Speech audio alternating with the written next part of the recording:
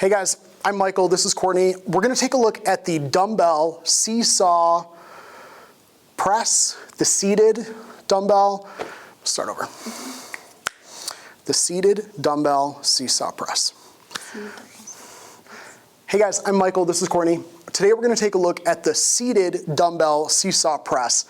This is like the second or third take just to get that sentence right.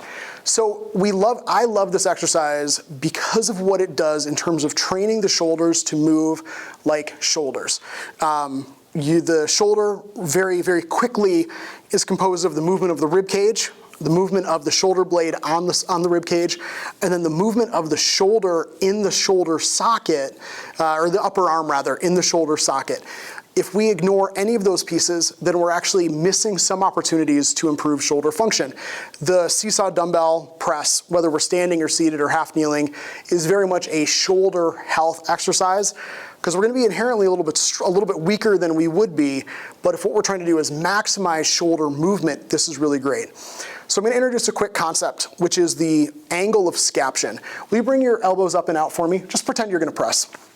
So right now, I can see that Courtney's shoulder blades are kind of pointed towards the walls over there, but that is not the angle of Courtney's rib cage. Can I move your arm?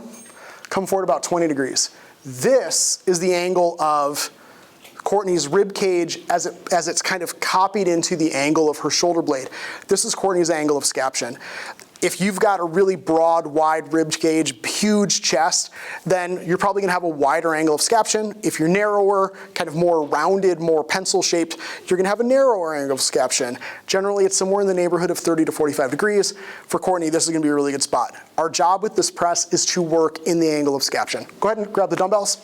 Bring them both to the shoulder. I'd like to see them touch the outside of your delts at the bottom. Come a little forward to that same angle, and then even lower, even lower, even lower.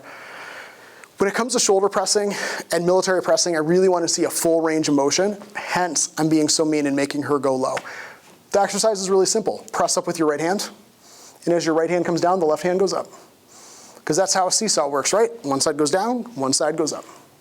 Come down and hit the outside of the delt, both sides, every rep. There you go. The delt gets under the maximum stretch when it's in that bottom spot, plus it allows the shoulder blade to get pulled down into the bottom of its rotation. Courtney, I'll have you just go one more on each side. So guys, this is our seated dumbbell Seesaw press. This tempo is really great. Find your angle of scaption, come all the way down, touching the dumbbell to the outside of your shoulder, and you're gonna be in good shape. Thank you, Courtney.